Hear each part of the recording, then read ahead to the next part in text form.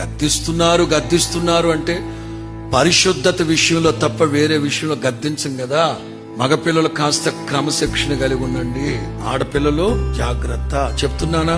ప్రతి అమ్మ, ప్రతి నాన్న ఆడపిల్లలకి ఇంట్లో నుంచి అడుగు బయట పెట్టేటప్పుడు ఎన్ని బుద్ధిమతులైతే చెప్తున్నారో ఈ అడ్డగాడిదలకు కూడా, మీరు కాదు అడ్డగాడిదలకు కూడా అన్ని బుద్ధిమతులు చెప్పండి. 2, అనవసరమైన స్నేహాల కోసం యాప్లు డౌన్లోడ్ చేసుకున్నాక, ఫ్రెండ్షిప్ యాప్ అని ఆ యాప్ అని వద్దు.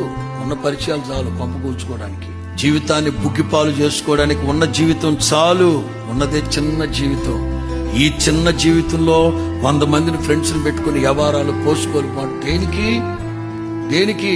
జాగ్రత్త. ఎవరు నమ్మలేకపోతున్నారు.